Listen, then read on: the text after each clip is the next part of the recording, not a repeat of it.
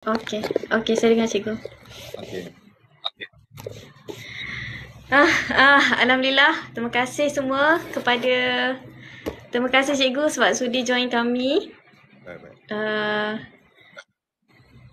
Hari ini perbincangan tentang isu berkaitan tentang syariah, undang-undang syariah yang tak lama lagi akan merupakan satu perbicaraan pendengaran di mahkamah antara pendengaran yang kita semua rakyat semua duk tumpu dekat keputusan pendengaran mahkamah tersebut. Ya. So, terima kasih cikgu kerana sudi terima jemputan kami untuk membincangkan tentang isu ni. Baik, insya-Allah. Silakan. Okey, baik. Sebelum tu, kepada audiens lah. Kepada audiens semua, malam ni untuk live bicara 360 pada malam ni kita akan berbincang tentang isu berkaitan pendengaran yang popularnya disebut petition ni Alin lah. Petition ni Alin untuk membatalkan ataupun membuat kajian semula bagi 20 enactment syariah. Enactment jenayah syariah di Kelantan. Terima kasih kerana sudi join dan boleh ramai-ramai untuk like dan share live pada malam ni sebab kita nak bagi exposure ataupun knowledge, nak bagi viral isu ni, nak bagi kefahaman kepada semua rakyat sebab terutama kepada kaum Melayu Islam yang beragama Islam sebab ni adalah perbincangan ataupun keputusan yang akan menentukan hak kita sebagai orang Islam dan hak kita sebagai Melayu Islam yang berada di Malaysia. Tapi nak minta juga untuk share kepada bukan Islam kerana untuk mengelakkan sebarang kesalahfahaman dalam kalangan bukan Islam. Kerana benda yang berkaitan tentang isu syariah tidak menyentuh mereka dan tidak mengganggu hak mereka sebagai rakyat Malaysia juga. Cuma bila hak kita diganggu ni, kita kena bersuara dan kita kena membantah lah. Jadi di situlah Cikgu Zai bersama tim Ummah dan juga NGO-NGO lain datang untuk bersuara dan membantah, mewakili suara kita. Jadi tanpa berlengah lagi, kita nak terus kepada topik lah Cikgu Zai. Boleh ya? Boleh, insya-Allah boleh. Baik.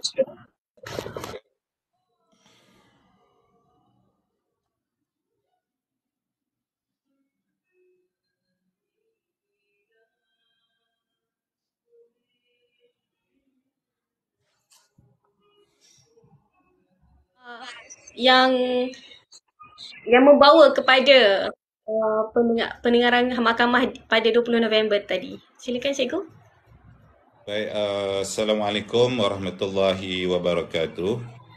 Terima kasih kepada pengacara kita, perbincangan kita pada malam ini dan juga kepada seluruh pendengar-pendengar kepada perspektif 360 pada malam inilah.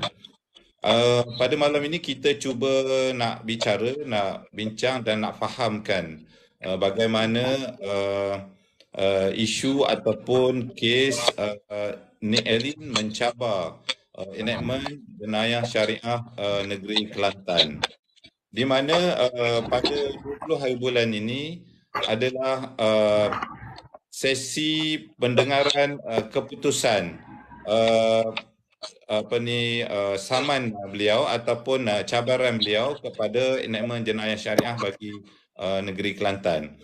Dan rentetan ada macam sound sound okey tak?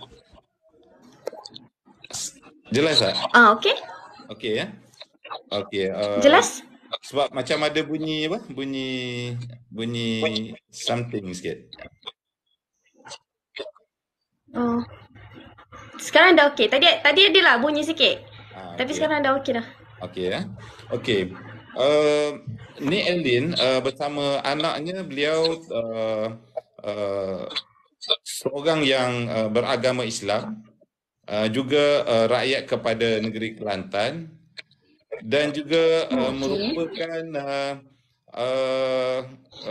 seorang yang kita boleh katakan faham tentang Islam, tetapi kita tidak faham mengapa beliau mencabar enakmen jenayah syariah negeri Kelantan.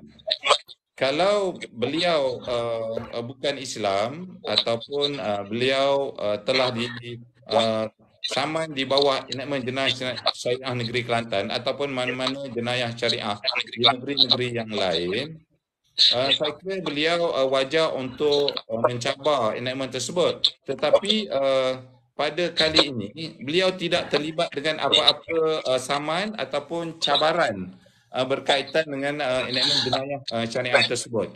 Dan kita melihat bahawa beliau memang secara relanya cuba mencabar enakmen syariah negeri Kelantan dengan tidak terlibat dengan apa-apa enakmen tersebut. Okay, sebelum kita nak faham kepada kes Nik Elin, kita juga wajar mengikuti satu kes sebelum daripada itu, iaitu pada tahun 2021, Mahkamah Persekutuan telah memutuskan dalam kes Iki Putra bahawa negeri-negeri yang telah menggubal enakmen jenayah syariah di peringkat Dewan Undangan Negeri, dalam Mahkamah Persekutuan, dalam kes Iki Putra, rayuan kes beliau, sebenarnya beliau telah disaman kes liwat di bawah Seksyen 28 jenayah syariah negeri Selangor, dan beliau telah kalah dalam kes tersebut. Dan beliau telah membuat rayuan kepada Mahkamah Persekutuan. Sepatutnya beliau membuat rayuan di bawah Mahkamah Jenayah Syariah Negeri Selangor, tetapi beliau tidak berbuat demikian, tapi beliau pergi kepada Mahkamah Persekutuan. Dan di dalam Mahkamah Persekutuan, beliau berjaya mendapatkan suatu keputusan bahawa keputusannya adalah jenayah syariah negeri-negeri, khususnya bagi negeri Selangor, terbatal kerana bagi peringkat negeri, Dewan Undangan Negeri tidak boleh membuat suatu undang-undang jenayah yang telah ada peruntukan di peringkat persekutuan. Maknanya jenayah yang ada di persekutuan tidak boleh dibuat di negeri, termasuk jenayah syariah. Contohnya bagi kes liwat dah ada dalam Mahkamah Persekutuan, dalam Mahkamah Sivil Persekutuan. Jadi bila ada di dalam Mahkamah Sivil Persekutuan, maka tidak boleh ada di peringkat negeri, iaitu dalam jenayah enakmen syariah bagi negeri-negeri. Bagi khususnya kalau kes Iki Putra enakmen jenayah syariah negeri Selangor. Jadi oleh sebab itu, Mahkamah Persekutuan telah membuat satu keputusan bahawa enakmen jenayah syariah negeri Selangor itu terbatal kerana jenayah itu telah ada dalam Mahkamah Persekutuan. Maka di sinilah timbul satu pertentangan bahawa apabila ada satu-satu kes ataupun satu-satu jenayah yang dibuat di peringkat negeri, jika sekiranya ada jenayah itu di peringkat persekutuan, maka negeri tidak mempunyai hak untuk membuat undang-undang ataupun undang-undang tersebut. Jadi di dalam kes tersebut telah membuka suatu ruang baru di peringkat perundangan, dan dia akan memberi kesan seterusnya kepada masa depan, khususnya bagi enakmen jenayah syariah negeri-negeri yang sebelum ini telah menggubal beberapa undang-undang yang terkait dengan jenayah syariah, seperti kes zina, seperti kes tidak pergi sembahyang Jumaat, kes minum arak, berjudi dan sebagainya. Kerana kes-kes itu ada di Mahkamah Sivil Persekutuan. Kalau begitulah yang berlaku, maka banyak perkara-perkara yang telah digubal di bawah enakmen jenayah syariah negeri-negeri, khususnya di negeri Kelantan, yang boleh dicabar kerana bertentangan dengan Mahkamah Sivil Persekutuan. Jadi saya merasakan bahawa pada pandangan saya, pendapat saya, Nik Elin telah mendapat suatu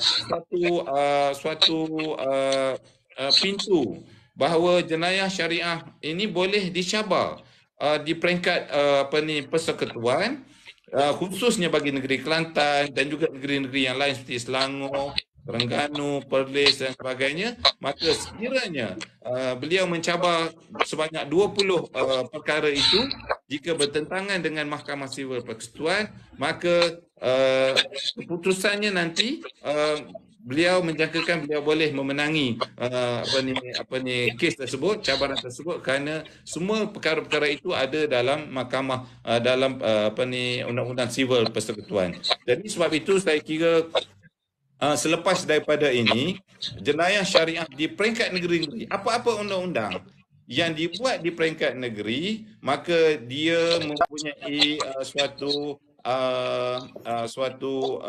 halangan berhadapan dengan jenayah syariah jenayah di peringkat Mahkamah Sivil Persekutuan.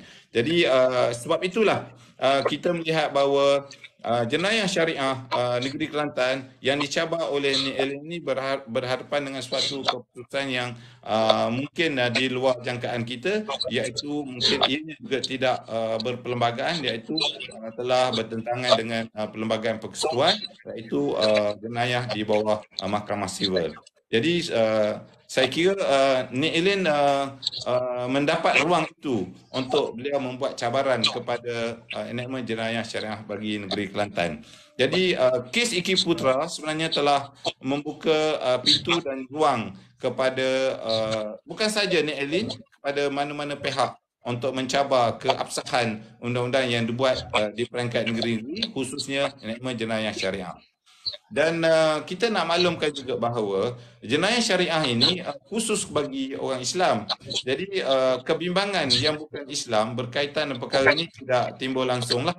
Jadi sebab itu kita melihat yang mencabar ini orang Islam, yang mencabar ini orang Kelantan juga, yang mencabar ini juga faham tentang negara kita bahawa Islam adalah agama persekutuan, dan orang Islam dalam Malaysia ini mempunyai kebebasan untuk mereka melaksanakan ibadah mereka dan juga undang-undang mereka sebagaimana yang mereka faham tentang agama Islam. Dan kita juga maklum bahawa sebelum lagi perlembagaan persekutuan ini dibuat, digubal, undang-undang kanun di peringkat negeri-negeri telah tersedia ada, sebagaimana undang-undang keluarga Islam Melaka, Terengganu dan juga Kelantan. Jadi soal yang mengatakan bahawa undang-undang Islam ini baru selepas perlembagaan persekutuan adalah tidak betul dan tidak benar, kerana undang-undang keluarga Islam, perceraian atau pusaka dan perkara-perkara lain yang terkait soal seperti akidah memeluk Islam dan sebagainya telah ada awal sebelum perlembagaan persekutuan lagi, yang sebagaimana yang kita maklum sebelum ini. Itu sedikit gambaran yang boleh saya berikan kepada pada penonton atau pendengar pada malam ini. Okey, terima kasih Cikgu atas penjelasan. Tapi daripada penjelasan tu, macam ada kemungkinan tak bahawa ini adalah macam sebenarnya satu usaha untuk satu niat jahat lah kita boleh cakap, Malafide, satu niat jahat yang dibuat, yang nak mengancam ataupun membatalkan terus undang-undang syariah yang ada dekat Malaysia ni. Boleh tak cakap macam tu? Sebab yang buat pun adalah orang yang faham, ataupun ia hanya adalah satu macam tuduhan yang tak berasas, dan dia pun ada point juga kenapa dia nak cabar pun. Kalau kita nak memberikan justifikasi kepada niat, mungkin kita tak dapat nak justifikasi lah apa sebenarnya niat ataupun intention kepada Nek Elin mencabar keabsahan undang-undang syariah negeri Kelantan. Tetapi kita dapat faham bahawa sebagai seorang yang Islam, dan beliau juga difahamkan sebagai seorang peguam, mungkinlah pada pandangan beliau mungkin cuba untuk menjustifikasikan keabsahan undang-undang ini. Kalau niat baik beliau untuk memastikan bahawa undang-undang syariah ini adalah undang-undang yang baik, dan kalau dicabar maknanya mahkamah memutuskan negeri-negeri ataupun pemegang taruh kepada Majlis Agama Islam negeri-negeri, Sultan Majlis Raja-Raja Melayu yang menjadi pelindung kepada undang-undang ataupun kepada agama Islam di peringkat negeri-negeri dan juga di peringkat wilayah persekutuan, dan daripada keputusan itu dapat memperbaiki dan memperkukuhkan lagi kedudukan enactment jenayah syariah di peringkat negeri-negeri. Saya kira itu satu perkara yang bagus. Tetapi kalau cabaran beliau itu ataupun tindakan beliau ambil itu meruntuhkan enactment jenayah syariah itu, jadi kita dapat fahamlah apa sebenarnya tujuan beliau, sama ada beliau nak membina ataupun nak meruntuhkan perundangan jenayah syariah yang sedia ada di peringkat negeri-negeri yang telah digubal dan telah diluluskan dan telah pun dilaksanakan di peringkat negeri-negeri dan juga wilayah persekutuan. Jadi pada saya lebih bersangka baik beliau membuat cabaran itu untuk memastikan keutuhan enactment jenayah syariah di peringkat negeri-negeri. Jadi kalau cabaran itu maknanya mengukuhkan lagi, nanti keputusan mahkamah akan menentukan bahawa negeri berhak untuk membangunkan suatu perundangan jenayah syariah bagi umat Islam, bagi memperbaiki lagi umat Islam, maka itu satu keputusan yang bagus. Tapi kalau di sebaliknya, maka cabaran itu memberikan suatu pukulan yang teruklah kepada umat Islam sendiri yang selama ini yang telah pun beramal dengan undang-undang Islam itu sendiri di peringkat negeri dan juga wilayah persekutuan. Itu komen saya. Okay. Baik, terima kasih Cikgu. Ya. Seterusnya, berkait tentang Cikgu sendiri sebagai pengurusi ummah, apakah peranan ummah dan NGO-NGO lain bagi menghadapi isu ni? Okey, kita di peringkat NGO-NGO kita telah membentuk satu gabungan bersama yang kita namakan Sekretariat Selamatkan Syariah. Dari apa yang kita dapat lihat daripada cabaran yang telah dibuat oleh Nik Alin ini, kita menjangkakan bahawa jenayah syariah ini tergugat. Jadi oleh sebab itu kita telah membuat suatu keputusan untuk kita menyelamatkan ataupun mempertahankan jenayah syariah ini daripada runtuh berdasarkan kepada apa-apa keputusan yang akan dibuat pada 20 hari bulan nanti. Sebagai tindakan awal, kita telah membuat suatu promo ataupun promosi kepada semua umat Islam dan juga kepada semua pihak, kepada ahli-ahli parlimen, kepada pemegang taruh Majlis Agama Islam dan juga termasuk Raja-Raja Melayu, bahawa isu syariah ini adalah isu yang sangat penting dan isu yang sangat serius dan isu yang sangat dekat dengan umat Islam. Kita bimbang bahawa pada 20 hari bulan nanti, sekiranya apa-apa keputusan yang menyebabkan runtuhnya enactment jenayah syariah khususnya bagi negeri Kelantan dan juga terkait dengan negeri-negeri yang lain, maka kita telah membuat suatu kenyataan awal bahawa kita akan berbuat apa sahaja untuk kita mempertahankan enactment jenayah syariah ini. Kerana pada 20 hari bulan nanti kita telah bersetuju seluruh NGO-NGO Islam termasuk gabungan ummah yang ada lebih 260 lebih NGO Islam, gabungan pertubuhan pembela lebih kurang ada 100 NGO, gabungan perkasta di seluruh negara dan juga gabungan mahasiswa di seluruh negara. Kita telah bergabung untuk kita membentuk satu sekretariat menyelamat dan mempertahankan jenayah syariah ini, dan pada 20 hari bulan nanti juga kita nak maklum kepada semua pihak, orang ramai dan juga kepada umat Islam di negara ini, termasuk kepada penggubal undang-undang di parlimen, MP-MP di parlimen, untuk turun bersama-sama dengan kita untuk menyatakan sokongan dan juga solidariti mempertahan dan menyelamatkan undang-undang syariah di hadapan Istana Kehakiman pada 20 hari bulan nanti di Putrajaya.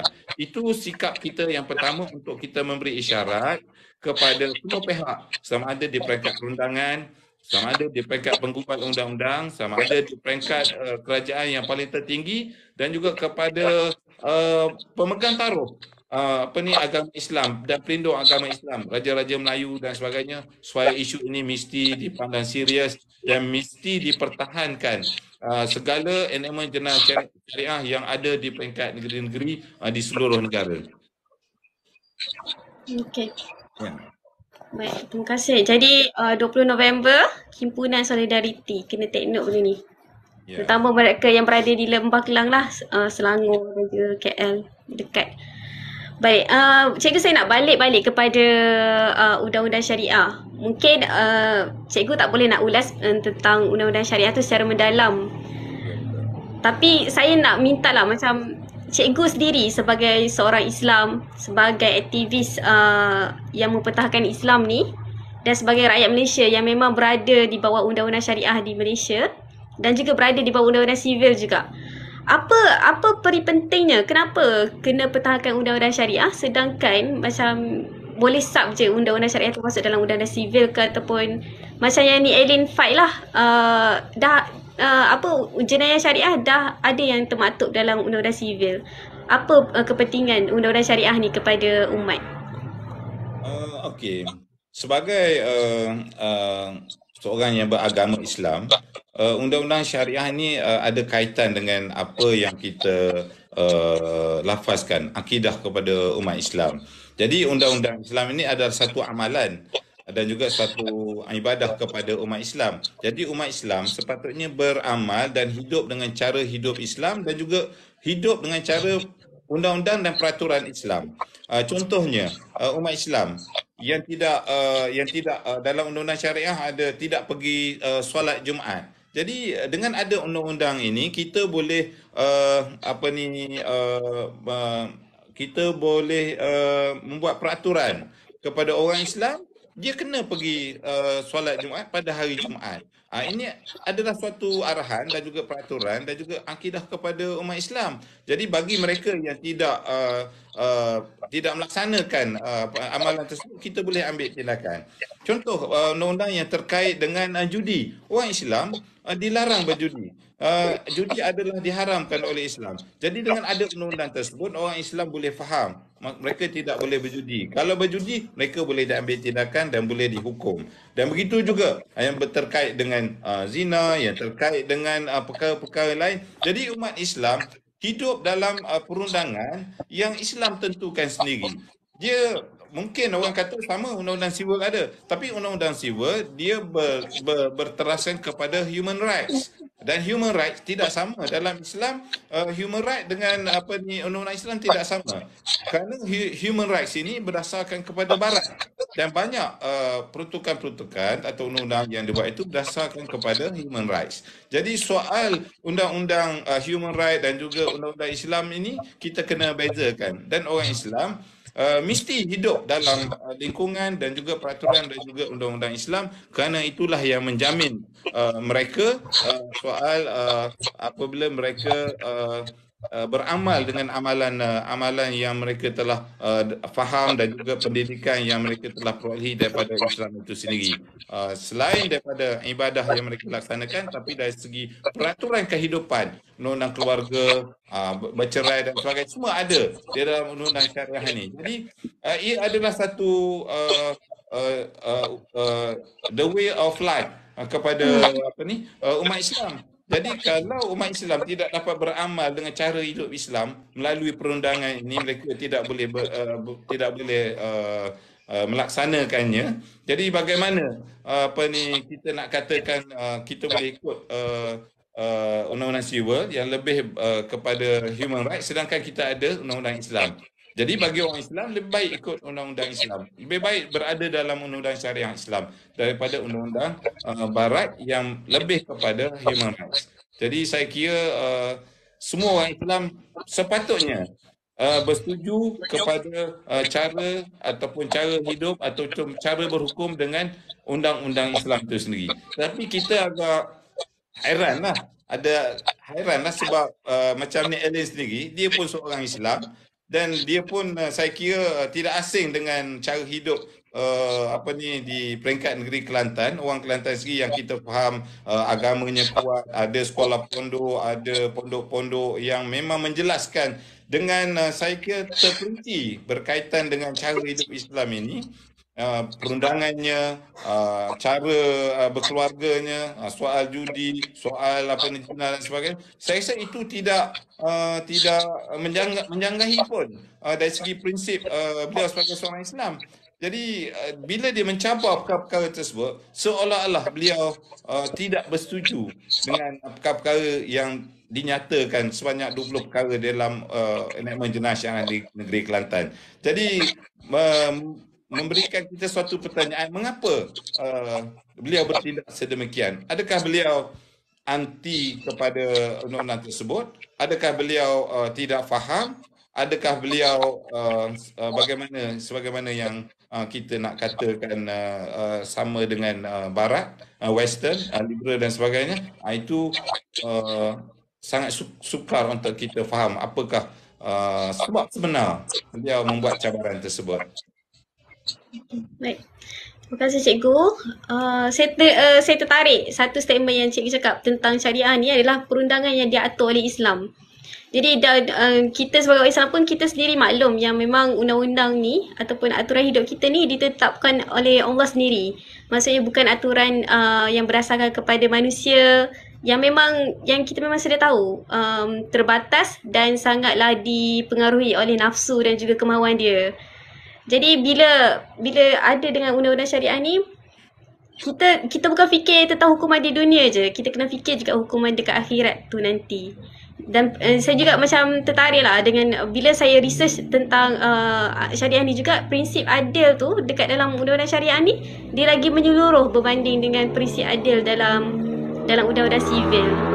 Dan sebenarnya hukuman macam kes Iki Putra tadi pun, hukuman liwat dalam undang-undang sivil berbanding dengan hukuman liwat dalam undang-undang jenayah syariah, hukuman jenayah syariah sebenarnya lagi menguntungkan si pelaku sebenarnya berbanding dengan dalam mahkamah sivil, terutama sekali dengan hukuman sebatan tu yang sangat-sangat menyakitkan macam tu. Tak apalah, okey, macam cikgu menjelaskan tentang kepentingan jenayah syariah tu. Tapi apakah jika keputusan petition yang ini diluluskan dan hasil dia menjejaskan enactment syariah di semua negeri, apakah kemungkinan yang bakal berlaku jika jenayah syariah ni memang institusi syariah tu sendiri memang dah runtuh lah bila dah dibatalkan? Silakan cikgu.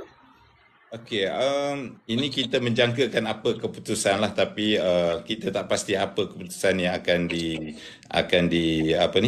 dikeluarkan nanti.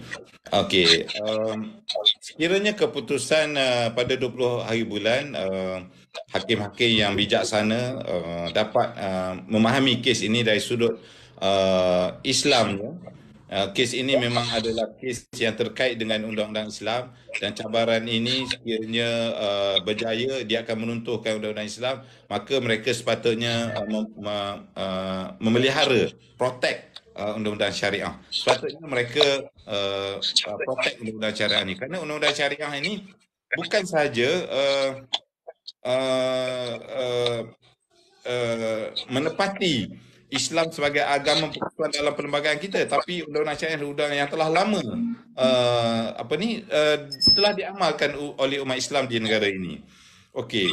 Jadi hakim-hakim yang bijaksana mesti melihat kepada perkara ini. Satu, soal Islam dalam perlembagaan sebagai agama persekutuan yang majoritinya dalam negara kita adalah umat Islam, dan yang keduanya adalah sejarah awal kanun-kanun perundangan Islam yang telah dilaksanakan dalam negara kita sebelum daripada perlembagaan itu diadakan.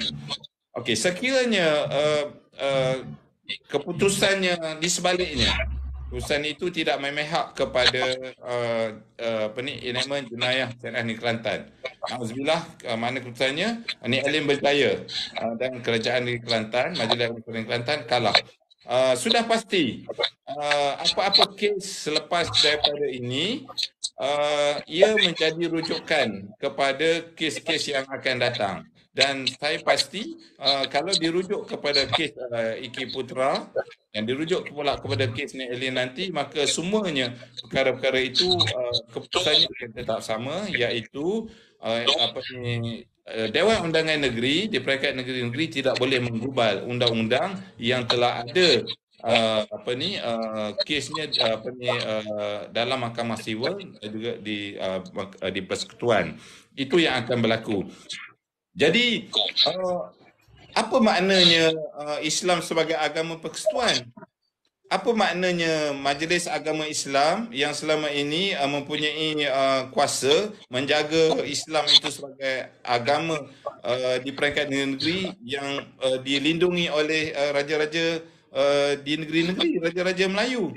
Jadi apa maknanya sekarang raja-raja Melayu menjadi pelindung kepada agama Islam? Artinya telah gagal. Majlis Agama Islam juga artinya telah gagal kerana Islam yang mereka lindungi itu telah berjaya diruntuhkan, dirobekkan dengan perundangan jenayah yang menjadi intipati kepada Islam itu sendiri. Bukan saja soal solat, puasa, zakat, haji dalam amal ibadah Islam, tetapi intipati kepada Islam yang menjadi teras dan dasar kepada kekuatan Islam itu. Roh Islam itu adalah undang-undang Islam itu sendiri telah berjaya diruntuhkan, dirobekkan. Mana cara hidup Islam itu telah berjaya dijatuhkan dan dirobohkan. Jadi saya kira ini menjadi suatu persoalan dan cabaran. Bagaimana lagi Raja-Raja Melayu, Majlis Raja-Raja Melayu yang menjadi pelindung kepada semua ini tidak dapat melindungi ini semua. Jadi saya kira suatu perkara, tindakan yang perlu dibuat selepas daripada ini adalah ahli-ahli parlimen Islam di peringkat Parlimen Malaysia mesti bersatu untuk meminda beberapa klausa dalam perlembagaan untuk mereka melindungi Islam sebagai agama persekutuan itu, termasuklah undang-undang jenayah syariah di peringkat negeri-negeri itu. Kerana ia sebahagian daripada Islam sebagai agama persekutuan itu. Jadi saya kira selepas daripada ini cabarannya mungkin lebih besar dan ini perlu kepada kesatuan umat Islam, perlu kepada kuasa umat Islam dan perlu kepada kesatuan ahli-ahli parlimen Islam yang ada di parlimen untuk mereka menggubal pindaan ataupun membuat suatu pindaan perlembagaan kepada perlembagaan persekutuan supaya enactment jenayah syariah ini dapat dikekalkan semula dalam enactment di peringkat negeri-negeri. Ini saya kira cabaran yang sangat besar yang memerlukan semua pihak memegang taruh, Majlis Agama Islam, Raja-Raja Melayu dan juga semua pihak mesti menggembelirkan suatu usaha ke arah pindaan perlembagaan. Okey. Terima kasih Cikgu. Baik. Kepada yang baru masuk, hari malam ni bicara 3 dan 0 berkaitan tentang selamatkan syariah. Tajuk kita selamatkan syariah dan berkisar tentang ancaman terhadap undang-undang syariah, terutama satu kes petition yang viral, petition Nek Elin, tapi dia adalah petition untuk review balik ataupun membatalkan undang-undang syariah negeri, enactment jenayah syariah di negeri Kelantan. Jadi enactment macam backstory sikit saya bagi kepada audience. Undang-undang syariah ni dia unik untuk setiap negeri sebab dia berada di bawah bidang kuasa negeri dan bukan berada di bawah perlembagaan persekutuan. Jadi setiap raja-raja, sultan-sultan negeri ni yang menjaga kepentingan umat Islam ni, mereka lah yang berada di bawah kuasa mereka undang-undang syariah ni. Jadi bila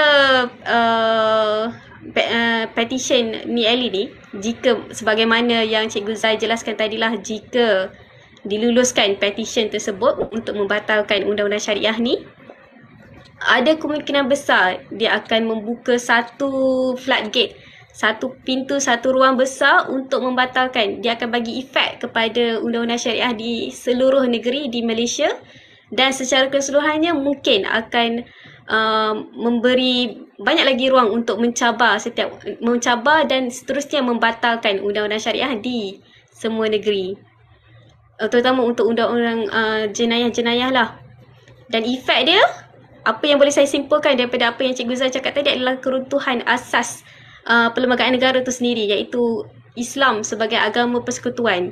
Dah tak ada makna dah perkataan Islam sebagai agama persekutuan kalau undang-undang syariah kita dibatalkan dan tidak lagi dilaksanakan terhadap umat Islam.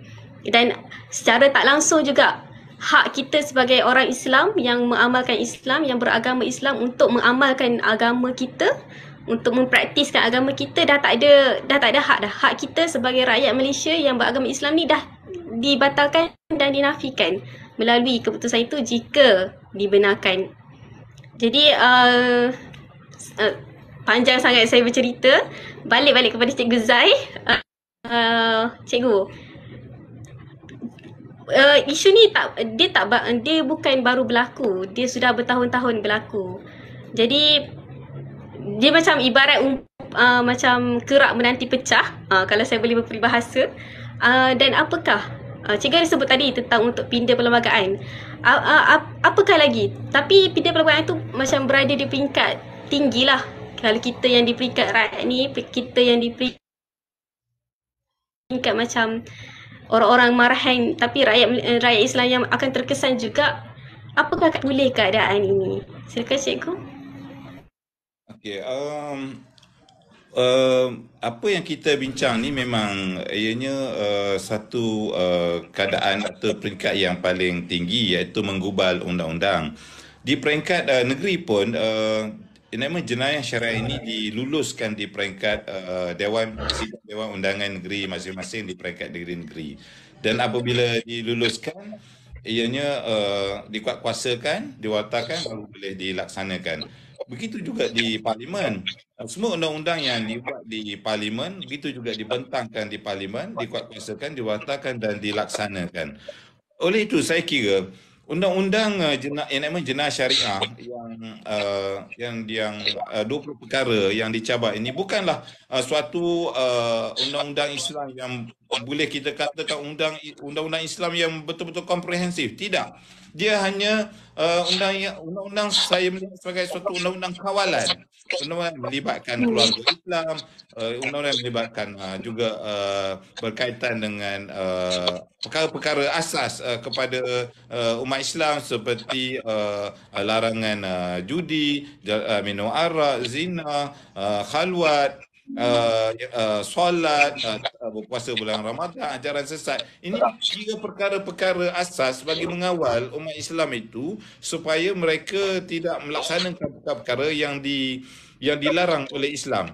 Jadi kalau undang-undang yang saya kira seminima ini pun nak dicabar oleh pihak-pihak tertentu, jadi apa lagi yang tinggal kepada orang Islam? Jadi kalau orang Islam pun kalau kita tidak dapat melaksanakan itu pun, sedikit itu pun kita tidak dapat laksanakan. Jadi apa maknanya kita sebagai seorang Islam untuk melaksanakan cara hidup Islam yang lebih sempurna, yang sekecil itu pun kita tidak dapat laksanakan, apatah lagi kalau kita nak sebut nak laksanakan hudud, nak laksanakan qisas dan sebagainya. Sedangkan undang-undang yang ada ni yang sangat sedikit dan sangat kecil, dia punya hukumannya, tak silap saya 5,000 denda, 3 tahun penjara dan berapa sebatan itu pun kita tidak dapat laksanakan sebagai suatu prevention ataupun sebagai suatu batasan kepada umat Islam. Jadi apakah lagi undang-undang yang kita boleh laksanakan kepada orang Islam? Kerana undang-undang ini adalah undang-undang yang memang sangat penting kepada orang Islam untuk mereka meletakkan jati diri mereka sebagai seorang orang Islam di dalam negara kita. Jadi kalau tak ada undang-undang ni, kawalan ni, jadi macam sama saja. Orang Islam dan bukan Islam sama saja, kita akan berhukum kepada undang-undang barat yang lebih berorientasikan liberal dan juga hak asasi manusia yang memang dibuat oleh barat. Jadi amat rendahlah, amat lekehlah kita umat Islam. Sedangkan undang-undang Islam yang ada sepatutnya kita laksanakan, tapi kita tidak laksanakan. Kita ambil satu undang-undang yang asing kepada kita, undang-undang barat, undang yang bukan Islam, yang tidak berkiblatkan kepada akidah Islam, kita terima. Jadi kita menjadi suatu masyarakat, satu umat yang sangat, saya kira, sangat lemah lah, sangat lemah.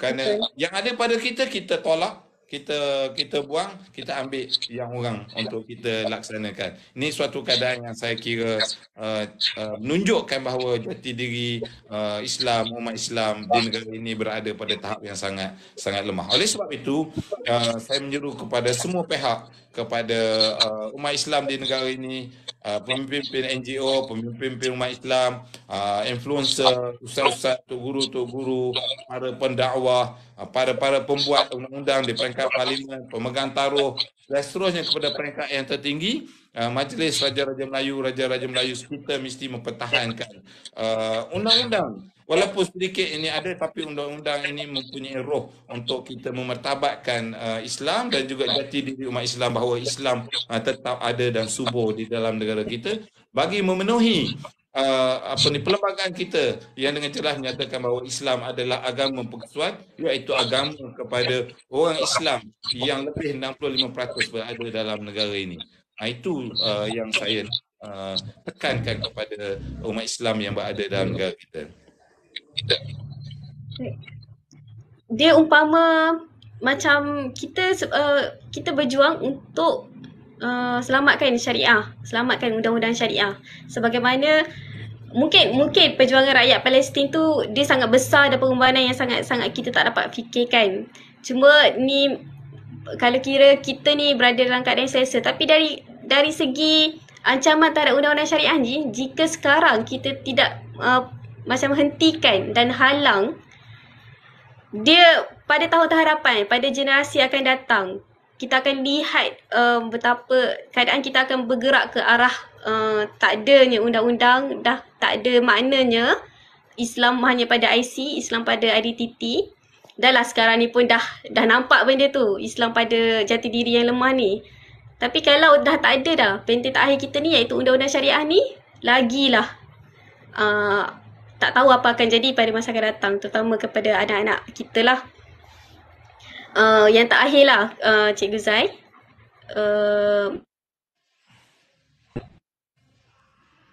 tadi tentang peranan NGO, dan antara salah satunya adalah himpunan pada, boleh tak Cikgu Zai mungkin ceritakan, jelaskan ataupun kata-kata akhir lah untuk ajak semua datang untuk berhimpun di Istana Kehakiman nanti. Silakan. Kita di peringkat NGO, kita menubuhkan sekretariat yang saya katakan tadi adalah sekretariat Selamatkan Syariah. Kita sampai peringkat meletakkan nama Selamatkan Syariah kerana kita merasakan bahawa syariah ini sudah berada pada kedudukan yang tidak selamat dan boleh runtuh pada bila-bila masa. Dan 20 hari bulan adalah masa yang akan menentukannya lah. Kita menyeru kepada semua pihak, dan himpunan ini bukan himpunan politik ya. Himpunan ini adalah rentas politik. Himpunan ini adalah himpunan umat Islam. Himpunan yang kita tujukan kepada semua orang Islam yang nak hidup dalam keadaan, maknanya dalam undang-undang Islam. Kita nak hidup dalam satu suasana Islam yang ada undang-undang yang kita boleh ikuti, yang kita boleh patuhi, yang kita boleh laksanakan. Jadi dan undang-undang ini telah pun selama ini berjalan dengan baik dalam negara kita. dan tidak ada, saya kira, satu parti politik pun yang menolak undang-undang ini. Tapi pada keadaan ini hanya dua orang individu saja yang mencabar undang-undang ini. Jadi saya kira tidak adil lah kepada seluruh rakyat Malaysia dalam negara ini. Oleh kerana dua orang ini saja yang mencabar dan mungkin kita katakan tidak bersetuju dengan undang-undang ini, kita batalkan undang-undang ini. Kita kata dia berlawanan dengan hanya dua individu saja. Saya tak pastilah kalau dua individu ini mewakili di belakang jutaan manusia, jutaan orang di dalam negara kita ini. Kalau begitu, bermakna ini adalah suatu gerakan yang besar untuk menolak undang-undang syariah ini. Ini satu perkara lain. Tapi kalau justifikasi kita kata bahawa dengan dua orang ini saja telah menjadi suatu asbab perkara ini jatuh dan runtuh, maka saya kira seluruh umat Islam dalam negara ini mesti bertanggungjawab untuk kita mempertahankannya, untuk kita menyelamatkannya, kerana ini adalah suatu cara hidup Islam yang mesti kita kena pertahan dan kita berhak untuk kita menjalaninya. Nah, macam saya nak undang-undang syariah ini menjadi suatu undang-undang kepada saya dan juga keluarga kita dan juga masyarakat kita. Kita nak undang-undang Islam itu berjalan dengan baik. Kerana undang-undang itu kita dapat bantu keluarga kita, masyarakat kita, negeri kita juga negara kita. Parti-parti politik pula saya nak katakan bahawa parti-parti politik khususnya kepada parti-parti politik Islam, Melayu dan juga bukan juga Melayu, Cina, India dan sebagainya, selagi dia Islam, dia mesti mempertahankan undang-undang syariah ini, kerana undang-undang syariah ini adalah undang-undang yang menjadi cara hidup kita. Kita tak perlu undang-undang yang lain selain daripada itu untuk menentukan cara hidup kita sebagai seorang Muslim, sebagai seorang Islam di negara kita. Jadi dengan adanya undang-undang ini, dia dapat mendidik kita, mengajar kita dan membentengi kita daripada kita melakukan perkara-perkara yang di luar daripada larangan Islam itu sendiri. Jadi ini tanggungjawab kepada semua pihak. Rakyat, pemimpin, parti-parti politik, penggubal undang-undang dan seterusnya, kepada pelindung agama Islam itu sendiri. Raja-raja Melayu kita harapkan dapat sensitif perkara ini, dapat menitahkan supaya perkara ini dapat dipertahankan, dan kita menyembah tahniah dan juga sukacita kita lah kepada pengurusi Majlis Kebangsaan Islam Kebangsaan, iaitu Sultan Selangor sendiri, yang telah menitahkan bahawa supaya perkara ini diambil serius dan mengesyorkan satu pindaan perlembagaan untuk menyelamatkan undang-undang syariah ini daripada diruntuhkan ataupun dijatuhkan. Terima kasih Cikgu. Satu bagi saya pun, kalau boleh saya nak, kalau boleh memang saya nak berada di bawah undang-undang syariah. Sebab dengan adanya undang-undang terhadap arak, terhadap judi, terhadap zina, saya dapat, sebab itu adalah ibu kepada segala maksiat yang macam benda-benda jahat yang lain lagi. So kita tak nak benda tu. So kita minum arak, be sober, jangan mabuk. Jadi manusia baliklah, jangan jadi haiwan. Bila adalah satu benda yang memang undang-undang syariah ni dah nak protect benda tu. Kita tak nak anak-anak kita ni diberi, kalau sebab since undang-undang syariah tak ada, kalau dia saman je macam tu. Kalau aku minum arak kat rumah tak ada masalah, pukul family aku je macam tu. So kita tak nak. Jadi saya juga cakap tadi, dengan dua orang je sangat tidak adil yang keputusan hanya disebabkan dua orang je, dia efek seluruh umat Islam dekat negara ni dan generasi-generasi seterusnya. So hanya sebab dua orang, jadi sangat tidak adil untuk kita lah.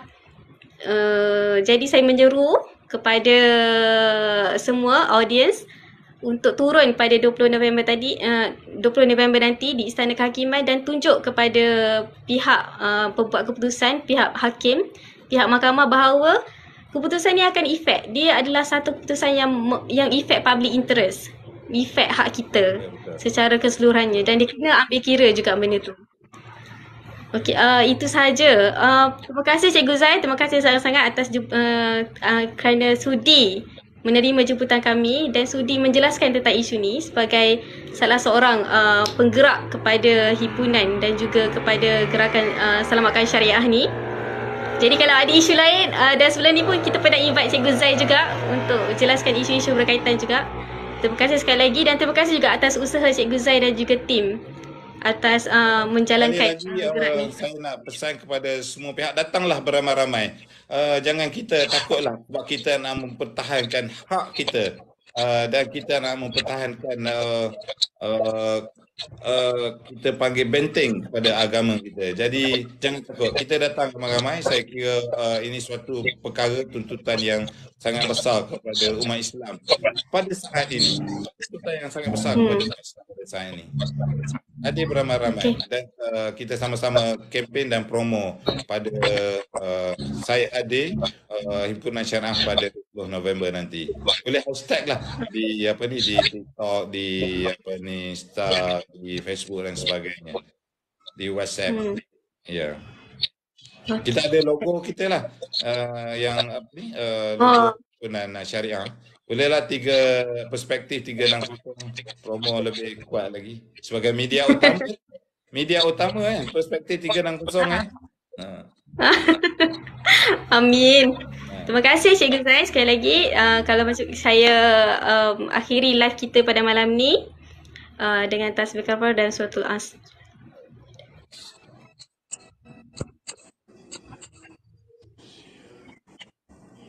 Terima kasih Cikgu Zai dan juga terima kasih kepada audiens. Assalamualaikum warahmatullahi wabarakatuh. Waalaikumsalam warahmatullahi wabarakatuh.